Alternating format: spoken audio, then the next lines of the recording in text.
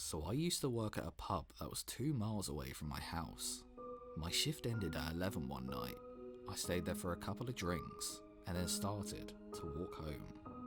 Now, this had been quite a good night for me tip-wise, and I had close to $400 in cash on me at the time. Between the pub and my house was exactly one street light about a quarter mile from the pub. The rest of the walk was in complete darkness. This was a dark night too. It was close to the new moon and cloudy to boot, so it was almost pitch black outside. Not long after I leave the pub, a car slowly drives by me. About a quarter mile down the road, the car slows to a stop and then just sits there.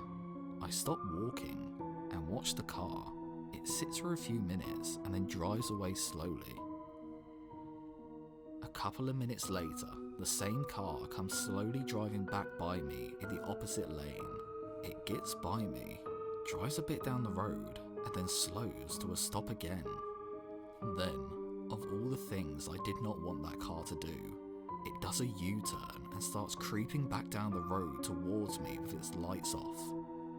At this point, I am fucking terrified. I didn't have a cell phone at this time, and there was no one around me to see what was going on. The car was between me and the pub, so I can't get back to there safely. My house is still about 1.5 miles away, so there's no way I can quickly escape there. I quickly run off the road and into the woods. I duck down behind a bush. I tried watching the car, but it was too dark to see with its lights off and bushes between me and the road. I sat there for about 10 minutes, but didn't see or hear anything. I'm about to make my way back to the road when I hear car doors closing. Now, I'm really panicking. It feels like my chest is about to explode. The hairs on the back of my neck are standing up. I keep imagining someone sneaking up behind me. I stay hidden, and I hope to God whoever it was did not find me. I can't remember how long I stayed there, but I eventually hear car doors again, and then cars passing by. I gave it a couple of minutes, and then eased back onto the road. When I see it's clear, I ran as fast as I could back to the pub and told my boss exactly what happened. He told me there and then that I am never to walk home again at night. Either him, his brother, or his mum will give me a lift home. When the other servers and kitchen staff all hear what happened to me, they all say the same thing. I hope to God that I am never that terrified again in my life.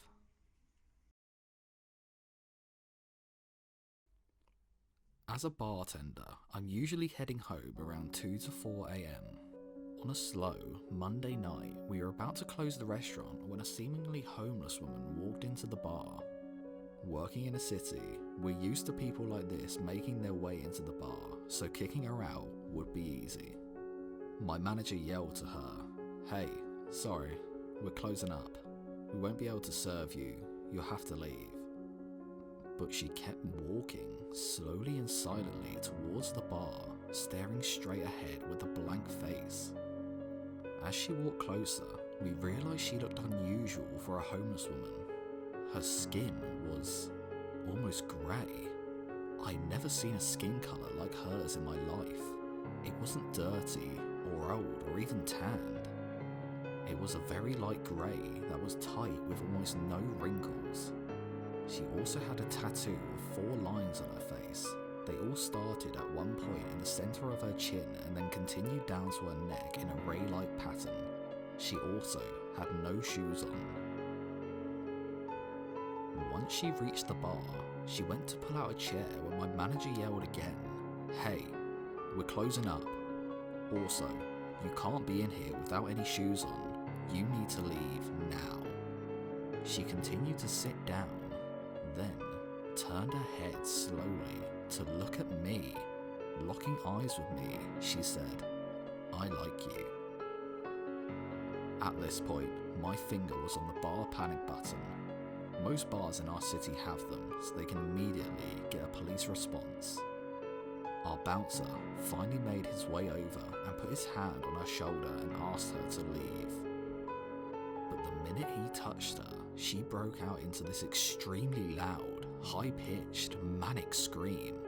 It was like a scream out of a horror movie. What made it creepier was the whole time she was screaming, she was looking me dead in the eye without even blinking.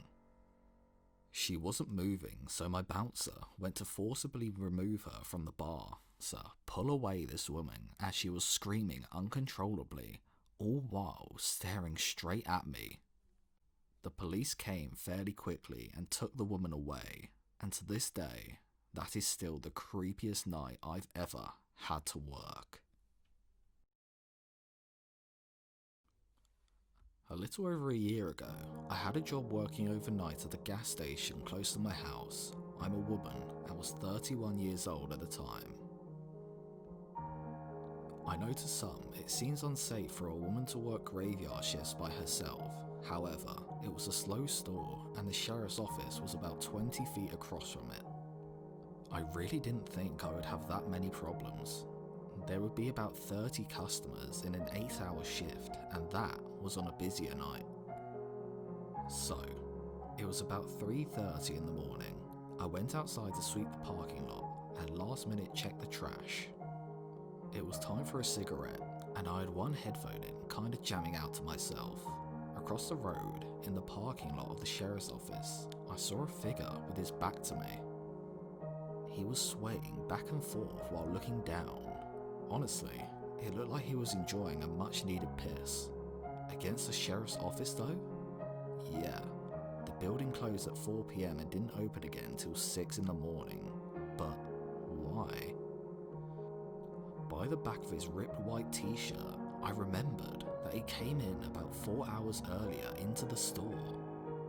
He was a total creep, and I could already tell he had a good buzz going. I didn't say anything.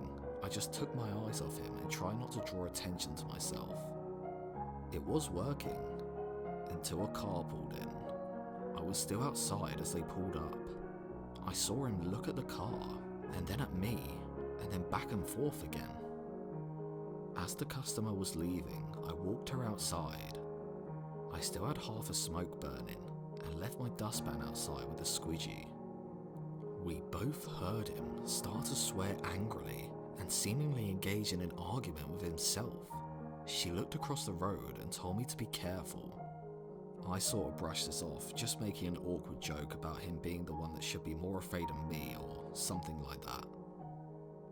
The man was still there, but closer to the road, now facing the parking lot of my store. Whatever he's yelling was completely unintelligible. He was obviously very drunk and can barely stand straight. I didn't engage him, but I did not take my eyes off him this time. I just slowly walked back into the store. Something about his face really bothered me. It had a darkness to it, but his eyes, they looked wild. My experience during graveyard jobs has been that the crazy-eyed ones are the worst. I didn't like it at all and wanted no part of it. Unfortunately, I still had almost 3 hours to go, and 2 before any other employees showed up. Instantly, I went to the computer and typed up a temporary close sign just in case he wanted any trouble. I was coming around the counter on my way to the doors when I saw he had walked across the road to my side now. I literally just barely got the second door locked when he stumbled into our very small parking lot. My hand mimed the hand signal for cut across my neck, basically saying, "No, sorry, you cannot come in here, we're closed." I shook my head back and forth, hoping to further discourage him. He started walking away, but screamed something at me while he was walking. I don't mean that he was grumpy and shouted at me, or yelled that I was an asshole or anything. I mean like he was in rage volume and violently throwing his hands everywhere. Definitely knowing I'm in the wrong shift of the wrong job, I got really skeeved out. I decided to call the cops. it's a good thing too, because the minute I hung up with them, there he comes again up to the door. He starts pulling and banging on it. He backed up and ran into it, trying to ram the door down. I made the mistake of telling him that I had called the cops and his arse was about to be arrested. I say I made the mistake of telling him because once I said that, he took off. The police never found him. They drove around the road and surrounding neighbourhoods for over an hour but found no one. The thing is, he was on foot, so I don't know where he could have gone. He didn't harm me, and with them not finding him, I didn't fill out a police report or anything. I was safe behind thick glass doors that were locked for the rest of my shift. It just sucked. Maybe if I didn't warn him ahead of time, I wouldn't have had to spend the last 3 months of my job constantly looking over my shoulder. I'll never know what the right choice was. I'm just glad I don't work there anymore.